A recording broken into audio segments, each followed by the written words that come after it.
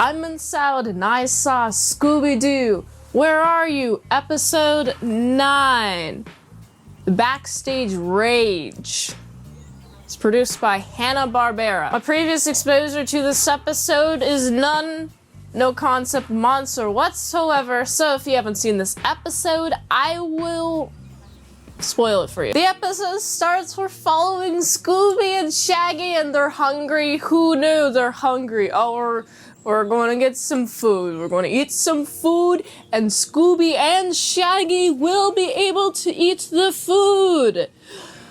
Both of them at the same time. Finally. Oh my goodness, they finally get to eat together instead of one of them stealing food from the other, mainly Shaggy stealing food from Scooby. Shaggy stealing food from Scooby. It never happened. It's fiction.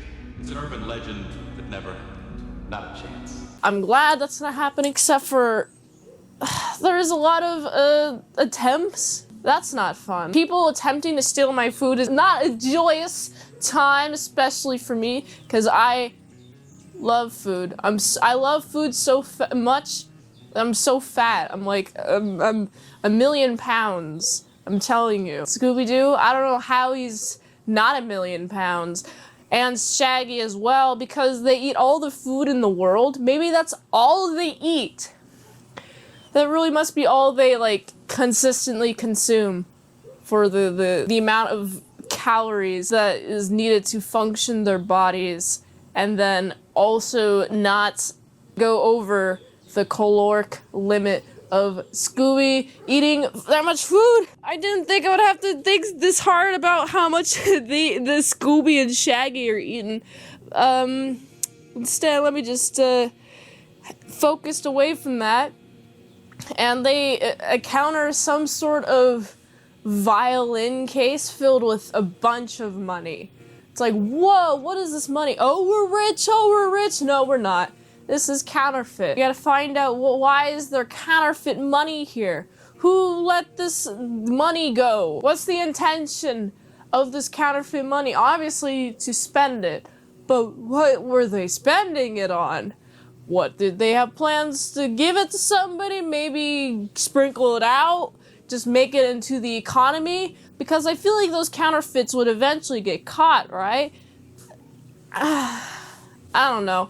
I'm not a criminal, I wouldn't know. But wow, that money is gone now. What happened to it, you might ask? Well, Scooby got distracted by a really cute poodle and is convincingly like, oh my god, it's so awesome. I love her so much. Ah, that's Scooby right there. That's his face right here on my face. Of course, the money gets taken.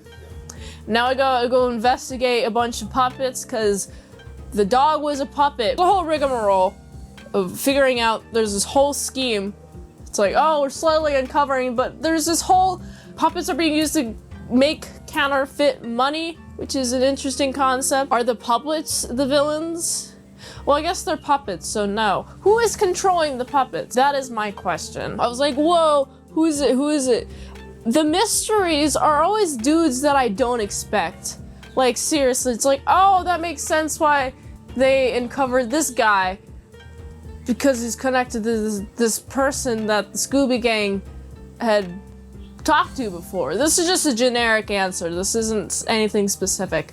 But like, this one, I was like, what? I wasn't really expecting it at all. The mystery uncovered was the friends that we made along the way and the massive amounts of puppets. Oh my goodness, there's so many puppets. That would scare me a lot. If I was near that many puppets, I'd be like, no, I cannot have this many puppets in my presence. And that's how the episode ends.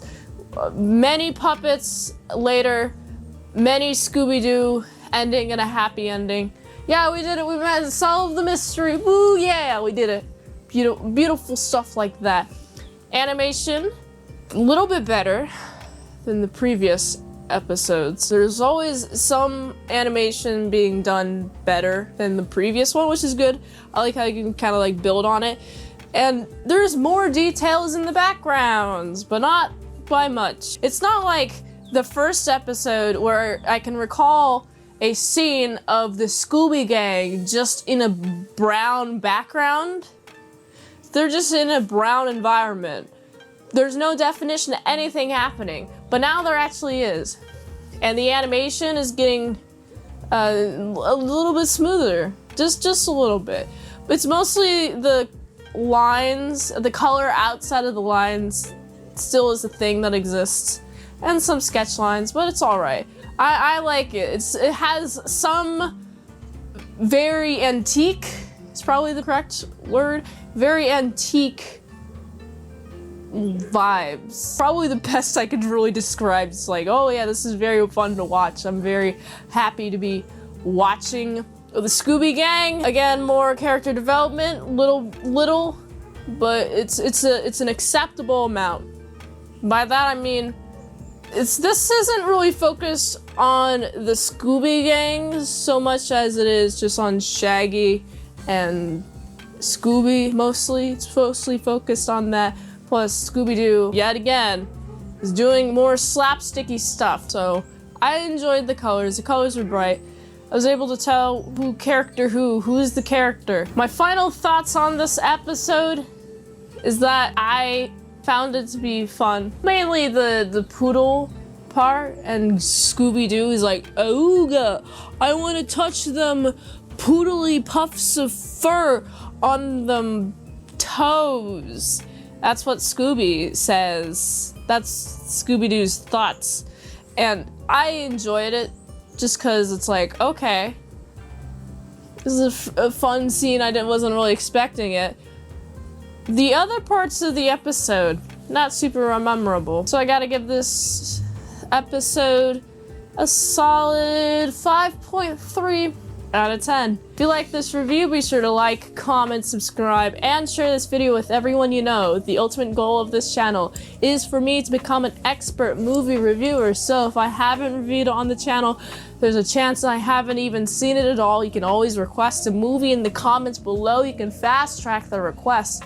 Patreon.com/ASCpresents for $20 a month for 1 month, one movie review per 1 month, or $3 a month for some daily vlogs, all at patreon.com/ASCpresents. And if you'd like to help support the daily grindiness of these movie reviews, you can go to this link tree. It really helps the daily grind of the daily movie reviews. So go here, and until next time, I'm mint salad sauce. See you later, my sour croutons and bacon bits.